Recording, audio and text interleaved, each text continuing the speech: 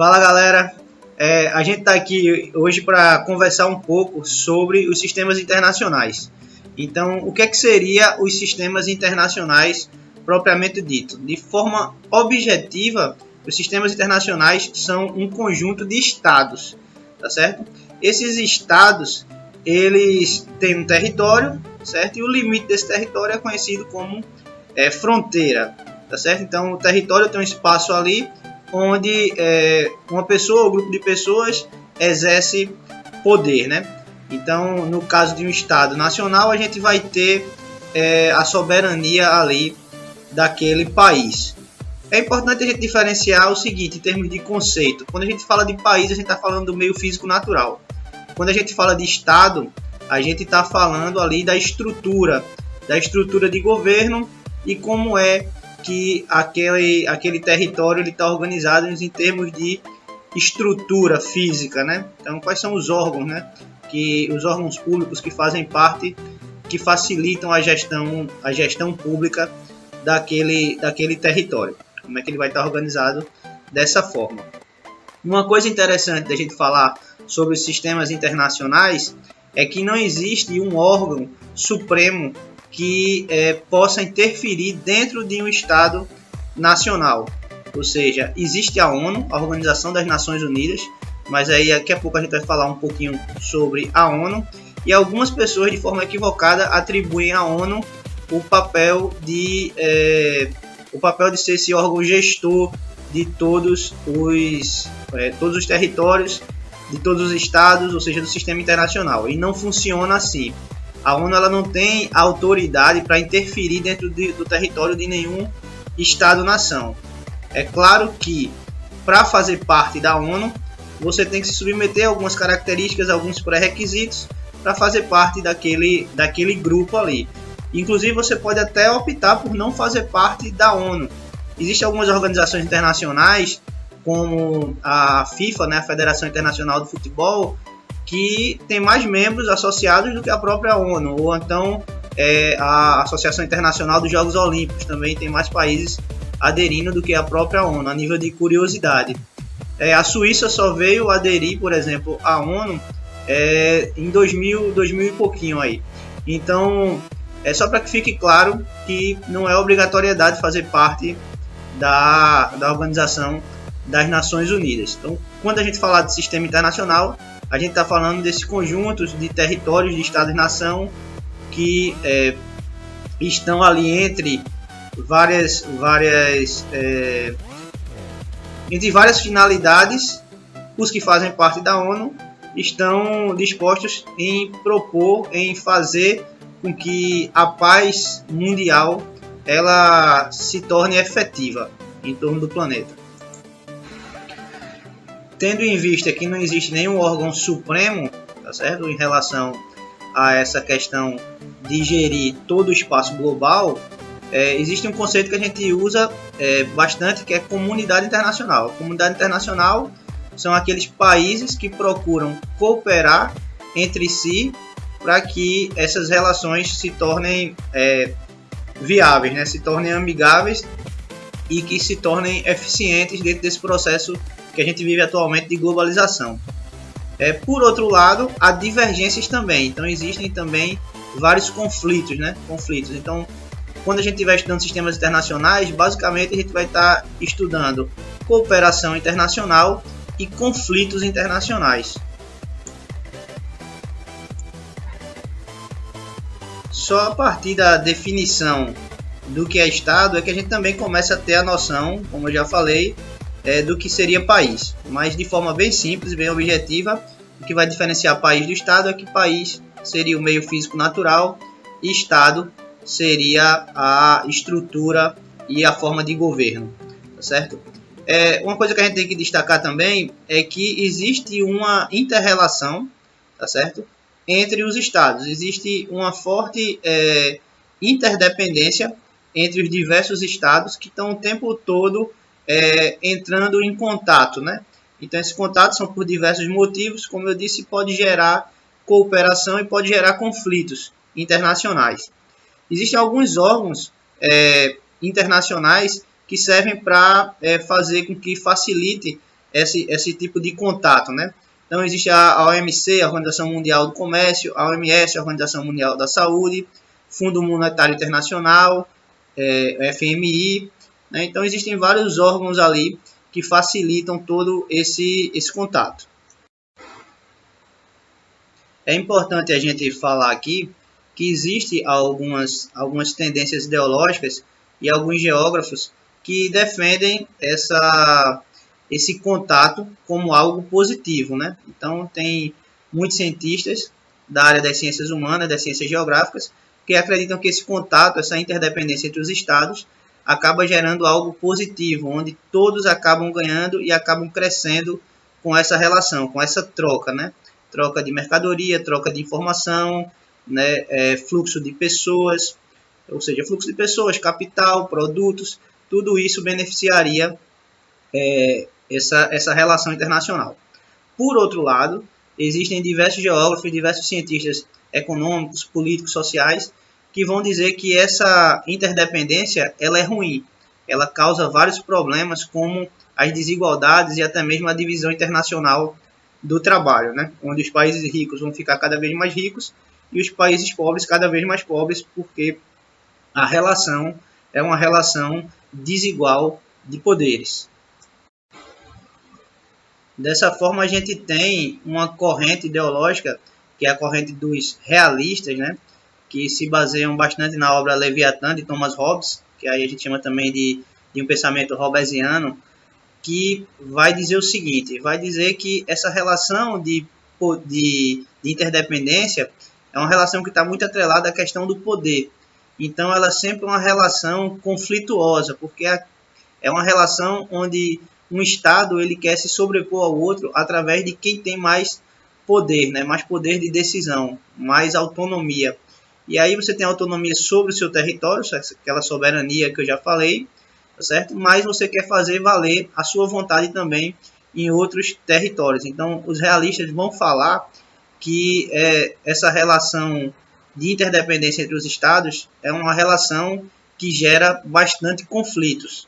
Então, eles vão olhar muito mais do ponto de vista, digamos assim, negativo. Ou seja, a gente sempre vai viver numa tensão, uma grande tensão, que a qualquer momento pode surgir um conflito. E, por outro lado, nós temos o pensamento, que é o pensamento liberal, né? Então, o pensamento liberal ele já vai ter uma ideia de que essa relação de interdependência ela pode ser positiva do ponto de vista da cooperação. É como se as questões econômicas elas acabassem se sobrepondo às questões políticas e militares. Então, a economia ela se tornaria mais importante do que a questão político-militar, fazendo com que as cooperações se tornassem muito maiores e muito mais importantes do que a possibilidade de um conflito, né? Então, enquanto os realistas eles já têm uma visão mais anárquica da situação, os liberais eles têm uma visão mais positiva a partir do ponto de vista da economia. Então, a gente pode concluir que o sistema internacional realmente é um conjunto de estados independentes que se relacionam entre si e que essas relações podem ter diversos contextos, né? Então, para entender um pouco melhor sobre sistemas internacionais, é importante você dominar o conceito de território e entender também o conceito de Estado, que é uma visão política das ciências humanas e da ciência geográfica. Bom, então, explicando de forma mais aprofundada o que é o Estado, né? Então, o Estado ele é uma unidade política, tá certo? No qual ela, para se estabelecer, ela precisa de ter um território delimitado por fronteira, tá certo? E um povo que reconhece esse território. Então, esse povo, como já foi falado anteriormente, possui a mesma língua, tem a mesma cultura e vai se organizar a partir de um governo. Então, existem vários tipos de governo que a gente não vai tratar agora, mas a gente tem vários tipos de governo e esse governo, para fazer valer a sua soberania dentro daquele território, ele vai ter que se organizar através de órgãos públicos, como no caso do Brasil, poder executivo, poder judiciário, poder legislativo, ou seja, a gente vai ter os três poderes ali, e esses três poderes eles vão fazer uso de quê? De órgãos públicos. Então a gente vai ter órgãos públicos e vai ter uma estrutura pública dentro do Estado, né? Esses estados, aí é o que a gente vai chamar normalmente de país. Então, basicamente no mundo todo hoje, nós estamos divididos em estados. Então, quase todo mundo que vive hoje no planeta Terra está dentro de um estado. A gente pode às vezes não perceber, mas a gente está submetido a regras do estado. Então, o fato da gente morar em Salgueiro, né, em Pernambuco, região Nordeste, no país Brasil, no estado-nação Brasil, faz com que a gente siga as regras do Brasil. Então, aparentemente, a gente pensa que pode andar pelo mundo como um todo, livremente. E não é assim, né? Para isso que existem os passaportes. Porque cada território vai ter a sua soberania, vai ter a sua autoridade sobre aquele espaço que a gente chama de território. Existem alguns valores que o Estado tem que fazer valer, né? Quais são eles, né?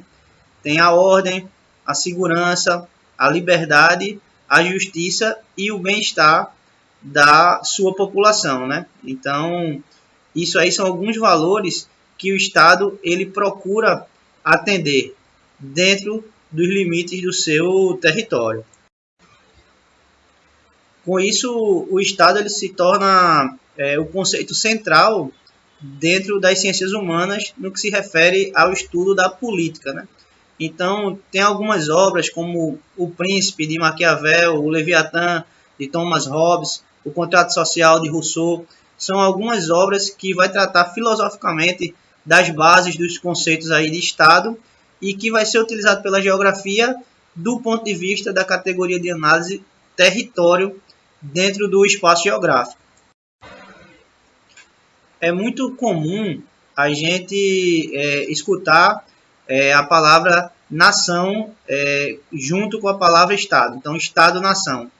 São algumas coisas que andam lado a lado. São conceitos um pouco diferentes um do outro, mas que andam lado a lado.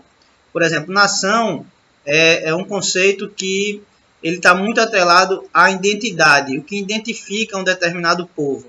Então, existe uma condição para que você seja considerado nação. Então, quando eu tenho ali um conjunto da sociedade, um grupo de pessoas que se reconhece entre si, ou seja, ele se reconhece através da língua falada, da cultura, da religião, da história em comum que eles têm, eles vão se classificar como nação, né? E, na verdade, essa palavra nação é muito mais um conceito para que a gente identifique essas características em comum, a história em comum de um povo, a religiosidade daquele povo, a língua falada, a cultura daquele determinado povo, a gente vai identificar eles como nação. Mas aí essas nações, elas conseguem facilmente entre eles identificar quem faz parte daquele grupo e quem não faz parte daquele grupo. A gente costuma, para poder entender nação, entender primeiro o que é povo, né? A gente fala povo brasileiro. Povo brasileiro, de forma simples, é aqueles que falam a mesma língua e têm a mesma cultura. Mas aí, esse povo, de uma forma muito mais complexa, ele pode se tornar uma nação a partir do ponto de vista que eu identifico todas essas outras características que fazem com que esse povo reconheça quem faz parte dele e quem não faz parte dele. E aí se torna nação. No mundo, existem nações que têm território, ou seja, tem um território e tem um Estado constituído, né? Tem toda uma estrutura de Estado, que a gente chama de país, porque tem o território limitado por fronteira, e aí a gente vai, nesse caso de quem tem o território, chamar de Estado-nação. Existem algumas nações, como os curdos, ali ao norte do Iraque, por exemplo, que eles se reconhecem como um povo, né, são uma nação, mas eles não têm um território para si. Então, eles não são um Estado-nação ainda. Existe a nação curda. Então, existem outros exemplos que a gente pode estar citando no mundo afora, mas é basicamente isso que vai conceituar o que seria nação. a partir da década de 1980, 1990, o papel do Estado ele vai sendo questionado por alguns pensamentos que a gente chama de pensamentos neoliberais. Ou seja, a gente tem todo aquele pensamento liberal que vem da obra de Adam Smith, né, A Riqueza das Nações, final do século XVIII. A gente vai ter aquele pensamento liberal, do pensamento econômico, ou seja, o mercado, a mão invisível do mercado organizando a sociedade. Posteriormente, a gente, como já discutiu bastante, o que seria Estado, a gente vai ver que existe uma relação muito grande de influência e de poder da parte burocrática administrativa, ou seja, dos gestores públicos, de quem vai administrar a ordem pública, o território, e aí com esse poder de organização, a gente vai dizer que o Estado ele tem grande influência sobre o que, é que vai acontecer dentro do território. E o pensamento liberal, ele é um pensamento que vai querer um pouco menos de influência, tá certo? Ou o mínimo de influência do Estado sobre as atividades econômicas. Então, existe o pensamento liberal do final do século XVIII, mas no final do século XX, nas últimas décadas do século XX, vem um pensamento que é o pensamento neoliberal, que vai dizer o seguinte, ele vai dizer que atualmente, na contemporaneidade, já existe, tá certo, alguns órgãos que são internacionais, ou seja, que têm um papel tão importante quanto o próprio Estado na organização de um país. Então, existem empresas multinacionais, existem bastante instituições não governamentais que têm influência e têm um papel importante ou tão importante quanto a do Estado. Então, o pensamento neoliberal é um pensamento que vai querer um Estado mínimo, se preocupando com algumas questões específicas aí e que outras questões referentes também ao território nacional e às relações internacionais que podem ser trabalhados por outros órgãos, inclusive da iniciativa privada. Né? Então, o pensamento neoliberal é um pensamento que está voltado, atrelado a essa questão. De certa forma, esse pensamento neoliberal, que ele foi discutido a princípio no começo do século passado, nos anos 30, ele não foi bem aceito, até porque a crise econômica internacional provocada nos anos 20, né, pela quebra da Bolsa de Valores nos Estados Unidos, fez com que as pessoas, na verdade, passassem a confiar muito mais no Estado naquele momento ali. Então, o pensamento neoliberal ele só veio ganhar força, como eu disse, no final do século passado, quando os neoliberais começaram a identificar que não era o mais viável, que todo o fio condutor da organização do Estado, das relações dos Estados dentro do Estado e com outros Estados, fosse comandado por um poder centralizador político, né? Então, eles pensam que o ideal seria que esse poder no território fosse compartilhado. Então, existem algumas coisas que deveria realmente ficar a cargo do poder público e outras que deveriam ficar a cargo de outros órgãos, né? Como eu disse, órgãos não governamentais, as ONGs, e há algumas instituições que são privadas, né, que poderiam estar trabalhando. Vamos pegar aqui o exemplo como a aviação. A aviação, no caso do Brasil, é uma aviação que ela é privada. Então, o Estado brasileiro não tem aviões próprios, assim, não existe uma empresa de aviões brasileira. Seria um exemplo. Então, os liberais, os neoliberais, eles vão pensar nisso, que o governo não deveria ter aviões. Os aviões deveriam ser de empresas privadas. E aí eles vão querer estender isso aí ao máximo. Vão querer estender que a organização, a segurança do espaço aéreo e os aeroportos sejam privados também. E aí o pessoal da outra corrente que não necessariamente concorda com o pensamento neoliberal vai dizer que não. Tudo bem não ter avião, mas os aeroportos têm que ser públicos. Quem faz a segurança e quem faz o trabalho da segurança aérea tem que ser pública. Então tem que ser visto dessas duas formas. Bom, vamos falar agora um pouco sobre a ONU, a Organização das Nações Unidas, né? A Organização das Nações Unidas ela foi fundada em 1945, logo após a Segunda Guerra Mundial, e a princípio o interesse de se formar uma Organização das Nações Unidas foi de se promover a paz mundial e evitar uma possível futura guerra naquelas proporções e por aqueles motivos. Isso já tinha tentado ser feito anteriormente após a Primeira Guerra Mundial. Em 1919 foi criada a Liga das Nações, mas essa fracassou porque não conseguiu evitar a Segunda Guerra Mundial. Atualmente, na ONU, com dados de 2015, se tem 193 países membros, né, como já foi até mencionado anteriormente. E o último país a ingressar na ONU foi o Sudão do Sul em 2011, tá certo? A ONU hoje ela tem outras prerrogativas, ela tem outras iniciativas que não só promover a paz mundial, que é e foi o que fez ela ser criada em 1945. Então, assim, a ONU ela foi se desenvolvendo ao longo do tempo. Na verdade, já se tinha uma ideia da ONU já durante a Segunda Guerra Mundial, em 1942.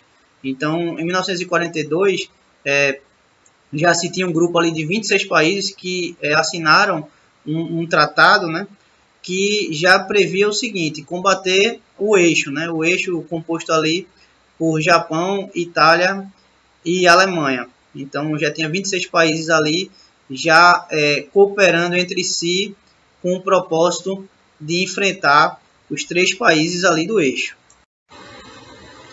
Então, a ONU ela foi fundada em 24 de outubro de 1945, tá certo? Já com 51 países, após o final da Segunda Guerra Mundial, entre eles o Brasil, através da assinatura de um documento chamado a Carta da ONU, a Carta da Organização das Nações Unidas, que já constava alguns princípios para se fazer parte daquela organização internacional.